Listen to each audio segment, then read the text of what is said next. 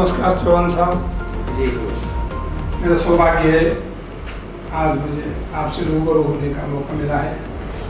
इससे पहले वेबिनारों के माध्यम से या यूट्यूब के माध्यम से मैं आपको सुनते आया हूँ कि आप विगत 30-35 सालों से गाय के पांचों गव्यों पर शोध करते आए हैं। मैं पंचगव्य पर थोड़ा सा चर्चा करना चाह रहा हूँ और देसी गाय पर चर्चा करना चाह रहा हूँ।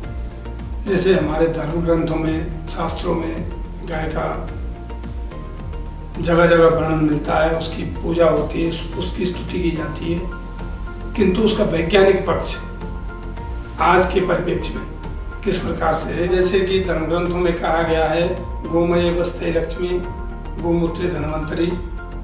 तो आज के परिप्रेक्ष्य में गोमूत्र में क्या क्या तत्व हैं जो हमारे शरीर को स्वस्थ बनाते हैं और हमारे शरीर के लिए, स्वास्थ्य लाभ के लिए अच्छे हैं, उन पर थोड़ा सा प्रकाश डालें। उनियाल जी, ऐसा है कि गोमूत्र के बारे में हमारे जो प्राचीन धर्म ग्रंथ हैं और जो आयुर्वेदिक के ग्रंथ हैं उसमें बड़ा विस्तृत वर्णन है। गोमूत्र आयुर्वेद में मेरे ख्याल से बहुत सारी औषधियों में प्रयोग होता है और उसकी भावना देते हैं। भावना मतलब डिटॉक्सीफाई करते हैं।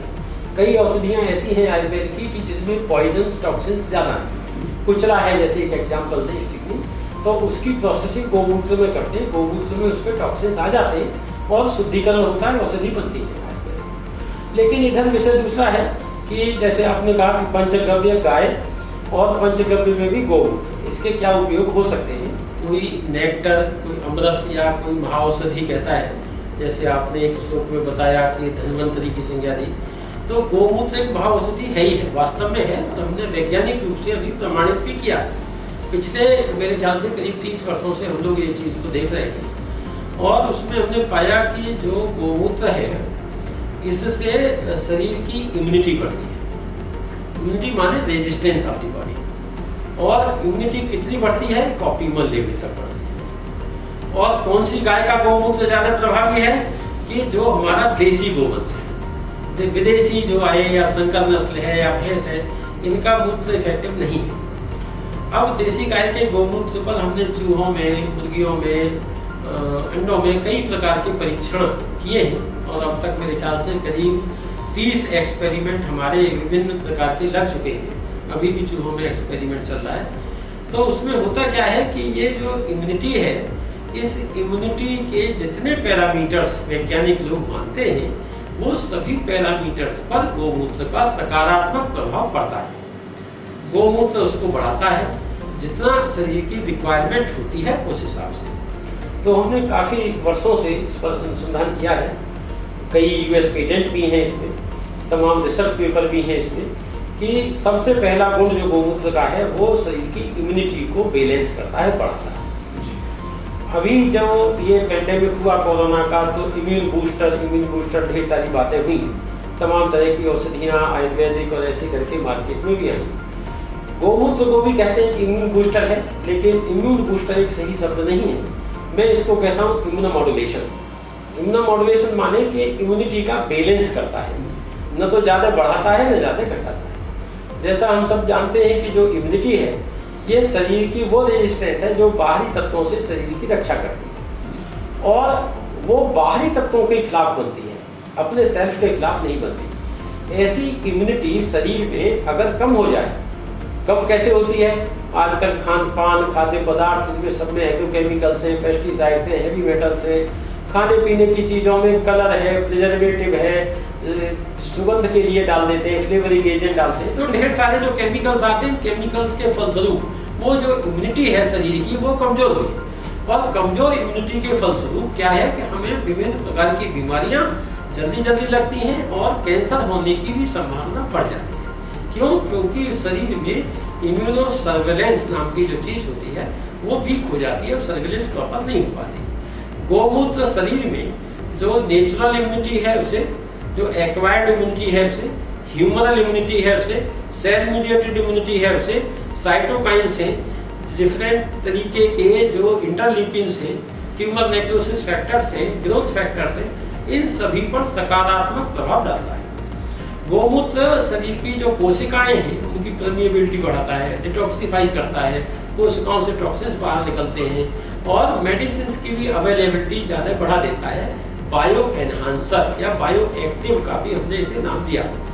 शरीर की जब एक्टिविटी बढ़ती है, डिटॉक्सिफाई होता है, तो हमको फील गुड फैक्टर करके ऐसे लगता है, अच्छा लगता है। अच्छा लगने का मतलब यह है कि हमारे शरीर की जो कोशिकाएं हैं उनकी कार्यशीलता बढ़ जाती है। इम्यूनिटी कमजोर होने का एक मायने और है कि जैसे हम लोग देखते हैं कि शहरों में रोजाना रात को दिन को पुलिस की पेट्रोलिंग होती है, काहे लिए कि कोई आतंकवादी, कोई शरारती तत्व कोई खुराफात कर रहा है या कहीं पाया जाता है तो पुलिस उसे पकड़ के तुरंत बंद कर लेती है।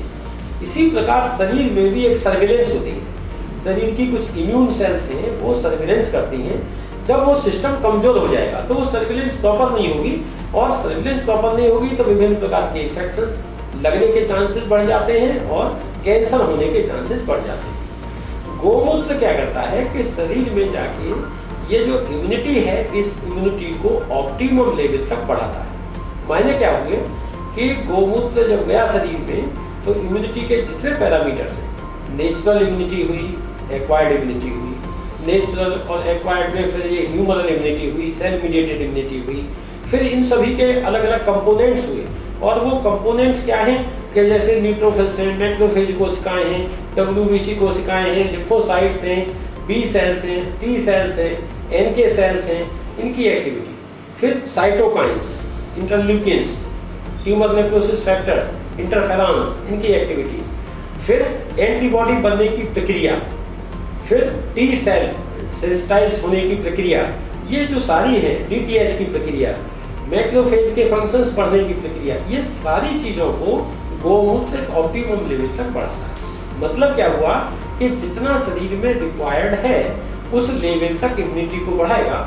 इसके मायने क्या हुए कि अगर आप गौमूत्र, प्रोसेस्ड गौमूत्र का सेवन करते हैं तो आपकी इम्यूनिटी इतनी अच्छी बनी रहेगी कि आपको रोग लगने की संभावना नगण्य रहेगी। खुदा खस्ता अगर कोई रोग लगा भी तो वो बिल्कुल हल्के से ही होके रह जाएगा, उसमें सीवियरिटी नहीं होगी। एक दूसरा, जो गौमूत्र है शरीर में जाके इन कोशिकाओं की जो एक्टिविटी बढ़ाता है उसके साथ साथ एक और काम करता है, बायो एनहांसर। माने शरीर की जो कोशिकाएं हैं उनकी एक्टिविटी, कोशिकाओं की सेल मेम्ब्रेन की परमेबिलिटी बढ़ा देता है। तो जैसे कहते हैं ना हम लोग डिटॉक्सिफिकेशन, उसमें जाते हैं नेचुरोपैथी में डिटॉक्सिफाई करने के लिए। गौमूत्र से भी शरीर डिटॉक्सिफाई होता है। जो कोशिकाओं में टॉक्सिक पदार्थ जमा रहते हैं वो बाहर निकलते हैं, कोशिकाएं एक्टिव होती हैं और एक शरीर में फील गुड फैक्टर जो कहते हैं रिजेन्युएशन, ओज वृद्धि, ऐसे ही इम्यूनिटी वृद्धि, ओज वृद्धि इसमें होती है। ये गौमूत्र का बड़ा जबरदस्त प्रभाव है। तीसरा, उसी के साथ बायो एनहांसर, जैसे हम लोग कहते हैं, शब्द को इस्तेमाल करते हैं। बायो एनहांसर के मायने क्या हुए कि शरीर की कोशिकाओं की एक्टिविटी तो बढ़ाई, आप कोई औषधि ले रहे हैं तो उस औषधि की भी एक्टिविटी या पहुंच शरीर में ज़्यादा से ज़्यादा बढ़ा देता है। कैसे करता है? जैसे फर्ज करिए कि हम लोग एंटीबायोटिक दवाएं लेते हैं जब कोई बीमारी होती है। एक कोई बीमारी का एग्जाम्पल लेते हैं, जैसे टाइफाइड है, तो हमने एंटीबायोटिक दवाएं ली 7 दिन, 8 दिन, 10 दिन, 15 दिन, उसके बाद दवा बंद कर दी। और कई बार हम देखते होंगे कि दवा बंद करने के बाद भी इन्फेक्शन हो गया, बीमारी हो गई। होता क्या है कि जब शरीर में कोई बैक्टीरिया ऐसे कोई बीमारी करते हैं तो शरीर की मैक्रोफेज कोशिकाएं हैं उसे खा के खत्म कर दें। अब चूंकि खान पान में इतना प्रदूषण है तो वो कोशिकाएं कमजोर हैं। क्या हुआ? एंटीबायोटिक दवाएं ली, उनसे उस बैक्टीरिया की ग्रोथ तो रुक गई, लेकिन जो बैक्टीरिया शरीर से मैक्रोफेज कोशिकाएं खा के खत्म करने वाली थी वो नहीं कर पाई क्योंकि वो कोशिकाएं कमजोर थी। गौमूत्र उन कोशिकाओं को ताकत देता है ताकि वो अच्छी तरह से बैक्टीरिया को खा सके, उसे पचा सके, उसे डिस्ट्रॉय कर सके। ये गौमूत्र के मुख्य गुण हैं। इस वजह से गौमूत्र को आपने जैसे संस्कृत का एक श्लोक पढ़ा था, उसमें धन्वंतरी की संज्ञा दी, महाऔषधि के नाम से कहते हैं, कोई नेक्टर कहते हैं, कोई अमृत कहते हैं। आयुर्वेद में अलग अलग ग्रंथों में अलग अलग प्रकार से इसका वर्णन है और वैज्ञानिक रूप से हमने इन सब चीज़ों को प्रमाणित किया है। मेरा ये मानना है कि जैसे हमने प्रयोगों से सिद्ध किया है कि गौमूत्र लेने से शरीर की इम्यूनिटी इतनी अच्छी रहती है कि जल्दी से कोई इन्फेक्शन या तो लगेगा नहीं, और इन एनी केस कोई इन्फेक्शन आया भी तो वो माइल्ड से माइल्ड होकर रह जाएगा, वो ज़्यादा भयावह रूप नहीं लेगा। ऐसे करके गौमूत्र से इम्यूनिटी बढ़ती है और इसका आयुर्वेद में तो उल्लेख है ही है, वैज्ञानिक रूप से हमने प्रमाणित भी किया है, इसके पेटेंट्स भी हैं और इस पर रिसर्च पेपर्स भी काफ़ी हुए हैं, बहुत सारी रिसर्च भी हमारे यहाँ से हुई है। डॉक्टर साहब, आपने बहुत अच्छी जानकारी दी, उसके लिए आपका बहुत बहुत साधुवाद, धन्यवाद।